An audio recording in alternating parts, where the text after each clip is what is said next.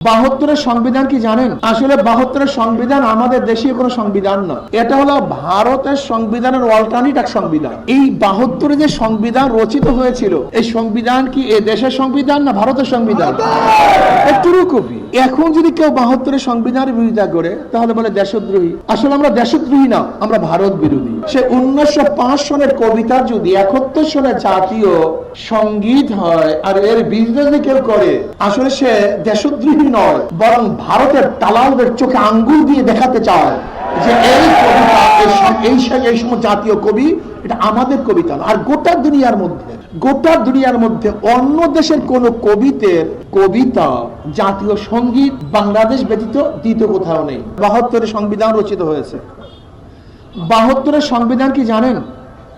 আসলে 72-এর সংবিধান আমাদের দেশীয় কোনো সংবিধান না, এটা হলো ভারতের সংবিধানের অল্টারনেট এক সংবিধান।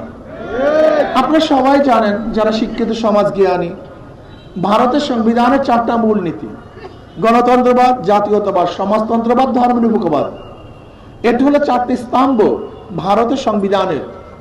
ঠিক ভারতের সংবিধানের আলোকে আমাদের দেশে একটা সংবিধান রচিত হয়েছে।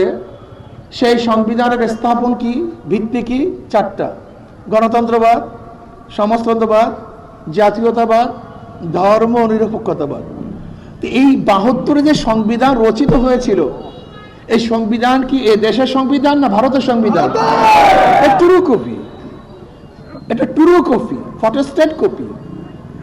শুধু ওই দেশের সংবিধান পরিবর্তন করে আমাদের সংবিধানে সেট করা হয়েছে। এখন যদি কেউ 72-এর সংবিধানের বিরোধিতা করে তাহলে বলে দেশদ্রোহী।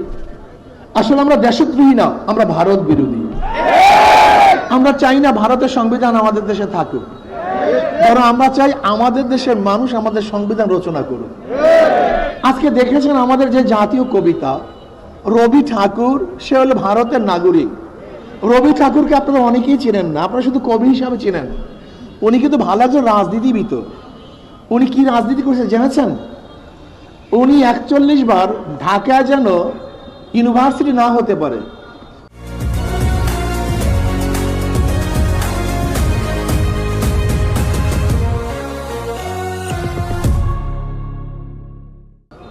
গড়াইয়ের মাঠে ওনার সভাপতিত্বে যে সমাবেশ হয়েছিল, সেই সমাবেশটা কোনো ভালো কাজের জন্য সমাবেশ হয়নি। সেই সমাবেশটা কেন হয়েছিল জানেন? ঢাকাতে যেন ইউনিভার্সিটি না হয়, এই ঢাকায় যেন ভার্সিটি না হয়, এর জন্য সমাবেশ করেছিলেন। সেই সমাবেশের সভাপতি ছিলেন রবি ঠাকুর। 1905 সনে বঙ্গভঙ্গ আন্দোলনের সময় উনি কবিতা রচনা করেছিলেন। সেই কবিতা কি, আমার সোনার বাংলা আমি তোমায় ভালোবাসি। এটা তো 71-এর কোন কবিতা না, এটা 1905 সনের কবিতা। সে 1905 সনের কবিতা যদি 71 সনের জাতীয় সঙ্গীত হয় আর এর বিরোধিতা যদি কেউ করে, আসলে সে দেশদ্রোহী নয়, বরং ভারতের দালালদের চোখে আঙ্গুল দিয়ে দেখাতে চায় যে এই কবিতা, এই সময় জাতীয় কবি, এটা আমাদের কবিতা না। আর গোটা